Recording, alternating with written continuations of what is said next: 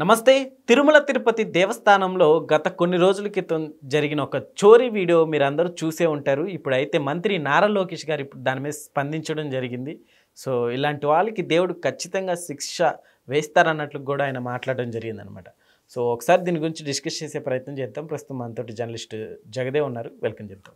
Hello sir. Hi Zakir. Sir ఏంటి sir ఇప్పుడు అసలుకి ఇలా చేస్తారని నాకైతే గతంలో చూశాను కదా, ఇప్పుడు కూడా సీసీ కెమెరాలు ఇంత నిఘా ఉన్నప్పటికి కూడా ఇలాంటివి జరగటం అసలుకి ఏంటి? యాక్చువల్గా ఆయన ఇవాళ అసెంబ్లీ సమావేశాల తదనంతరం మీడియాతో ఇష్టాగోష్ఠిగా సందర్భంలో మాట్లాడిన సన్నివేశం. అయితే ఇక్కడికి ఒక 2-3 రోజుల కిందట మంత్రి లోకేష్ గారు కొన్ని విజువల్స్ రిలీజ్ చేశారు, ట్వీట్ చేస్తూ ఈ దొంగల్ని దేవుడే శిక్షించాలి, పట్టుకోవడం ఎలా అనేది. అందులో ఆ ట్వీట్ ఏంటంటే పరకామణి, అంటే స్వామివారి హుండీ ఆదాయం లెక్కించే దీన్ని పరకామణి అంటారు. ఆ పరకామణిలో ఇప్పుడు లేదు కానీ నా చిన్నతనంలో భలే ఉండేదన్నమాట. గర్భగుడిలోంచి బయటికి రాగానే తిరుమలలో ఆ సైడ్కి మండపం లాగా ఉంటుంది, అక్కడే కూర్చొని అందరూ లెక్క పెడుతుంది, చుట్టూ గ్లాస్ డోర్ లాగా ఉండి మనం చూసేవాళ్ళం. ఒక్కొక్క హుండీలోంచి తీసుకొచ్చి పడేసినవి ₹2 ఒక దగ్గర, రూపాయలు ఒక దగ్గర, జల్లెడి కూడా ఉండేది, నేను చూసేవాడిని. అంటే జల్లిస్తే రూపాయి కాయిన్లు ఉండిపోయేవి, పావలా కాయిన్లన్నీ కింద పడిపోయేవి. పావలా, నెక్స్ట్ ₹1 ఇవన్నీ కూడా. అది ఇక్కడ ఆఠానా అవేవో అంటారు కదా, అట్లా ₹1 ఆఠానా అంటాడు, చారనా అంటే పావులా అని చారనా అంటారు ఇక్కడ తెలంగాణ స్టైల్లో. సో అట్లా భలే ఇంట్రెస్టింగ్ కాసేపు అలా ఉండేవాళ్ళు. ఇప్పుడు ఫ్లోటింగ్ అయిపోయింది. చాలా దర్శనం కూడా ఎప్పుడు పడితే అప్పుడు దర్శనం చేసుకునే అవకాశం లేదు కదా, దానికి ఆన్లైన్ బుక్ చేసుకోవాలి, లేదంటే సర్వదర్శనంకి వెళ్ళాల్సిందే.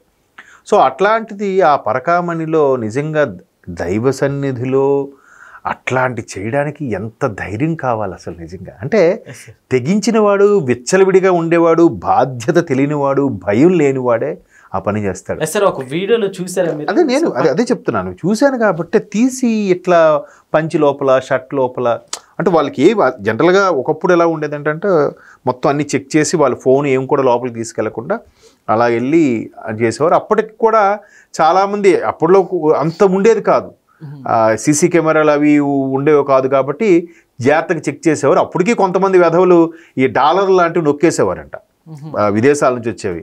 బట్ ఇప్పుడు ఇంత సీసీ కెమెరాలు ఉన్నాయి, చుట్టూ కళ్ళు ఉన్నా కూడా, మూడవ నేత్రం ఎప్పుడు అబ్జర్వ్ చేస్తున్నా కూడా అంత విచ్చలవిడిగా, అంత సిగ్గు లేకుండా, అంత భయం లేకుండా చేయడం ఏంటి? అది క్లియర్గా మంత్రి లోకేష్ గారు రిలీజ్ చేశారు.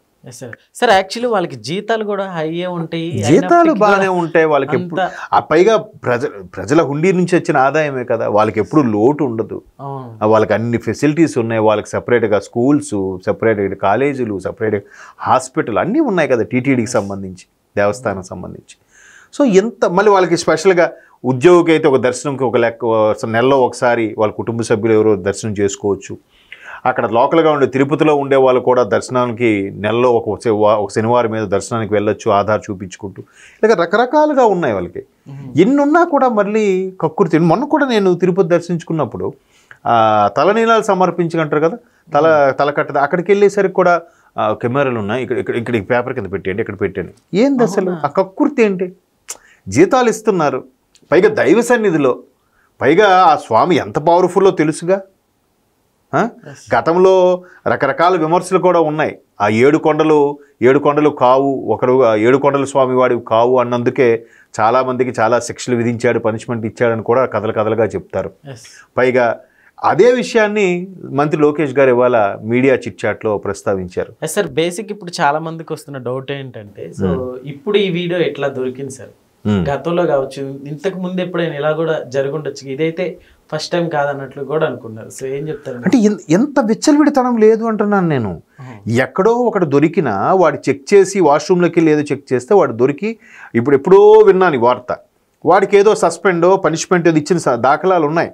ఎవడో అత్యవసరంగా కక్కుర్తిపడి, అంతకుముందు ఒకసారి కాంగ్రెస్ ప్రభుత్వంలో హయాంలో ఇప్పుడు ఒక కింద ఏదో దేవాలయంలో ఒక వ్యక్తి స్వామివారి నగల్ని తాకట్టు పెట్టుకొని వాడు అవసరాలు తీర్చుకున్నాడంట.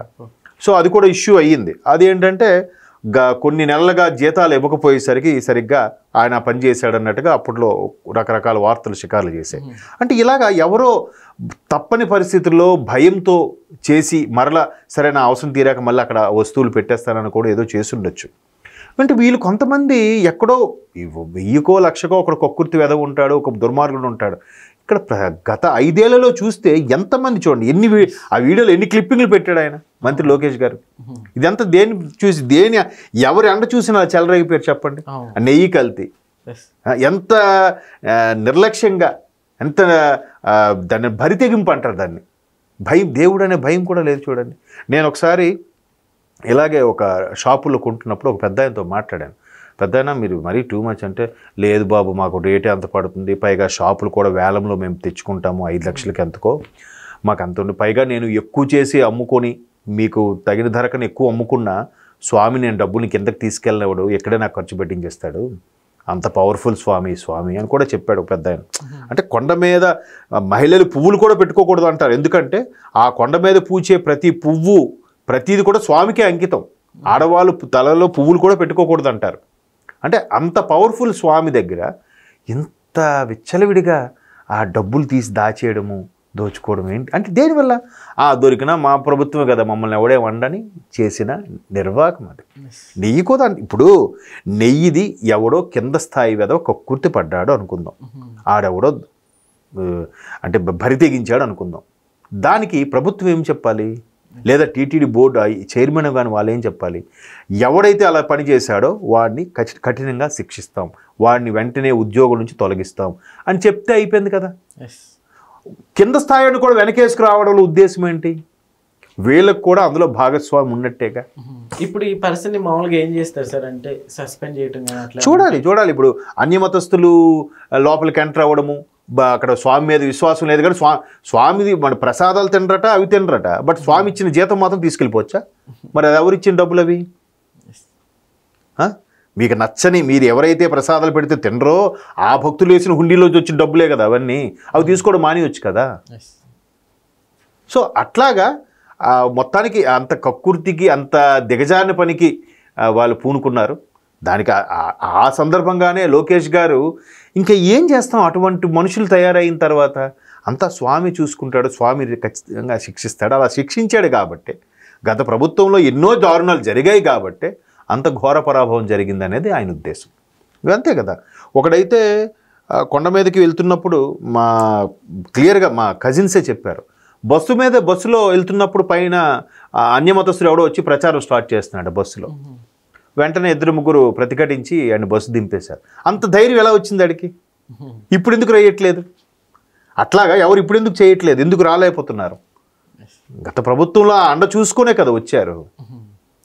సో అట్లా నెయ్యి వ్యవహారం కానీ ఇట్లాంటివి కానీ, ఈ అన్యమతస్తులు ఎవరెవరైతే ఉన్నారో వాళ్ళకి కొన్ని శివశక్తి, హిందూ ధర్మం లాంటి కొన్ని స్వచ్ఛంద సంస్థల వాళ్ళు కంప్లైంట్ ఇస్తే వాళ్ళకి మెల్లగా ఆ ఉద్యోగాల నుంచి తొలగించి, కొండ మీద తొలగించి కింద అడ్మినిస్ట్రేషన్ వైపు ఎక్కడో వేయడం, అప్పటికీ వాళ్ళు వెళ్ళకపోతే వాళ్ళకి వాలంటీర్ రిటైర్మెంట్ ప్రకటించి వాళ్ళకి సెటిల్ చేసేసేలాగా ఈ ప్రభుత్వం మెల్లమెల్లగా చర్యలు తీసుకుంటుంది, ఎవరికి ఇబ్బంది లేకుండా. ఇప్పుడు మేము వస్తామంటే నువ్వు ఒప్పుకోగా నువ్వు మా దగ్గరకు వచ్చి అన్నీ దొబ్బుకెళ్ళిపోతా ఉంటే ఎట్లా? కరెక్ట్ కాదు కదా. సో లోకేష్ గారు చెప్పింది ఏంటంటే, అప్పుడు ఆయనకి అంత కీరోలు అతను అందరి నాళ్ళల్లో ఉండడానికి కారణం ఇలాగ ఎక్కడెక్కడ అన్యాయం ఉంటో అవన్నీ వెలికి తీసి మరీ దాన్ని ప్రశ్నిస్తున్నాడు. దాని మీద స్పెషల్గా ఒక స్పెషల్ ఇన్వెస్టిగేషన్ టీంను ఒకటి ఏర్పాటు చేసి, ప్రత్యేకంగా ఏర్పాటు చేసి కూడా వాళ్ళు ఒక లెక్కలన్నీ తేల్చే పనిలో ఉన్నాడు. చూద్దాం. దాని స్వామి లెక్కల్లో అవన్నీ వస్తాయి, కంగారు పడద్దు. ఇప్పుడు ప్రస్తుతానికి నడిచిపోద్ది, తర్వాత తెలుస్తుంది. Okay sir, thank you.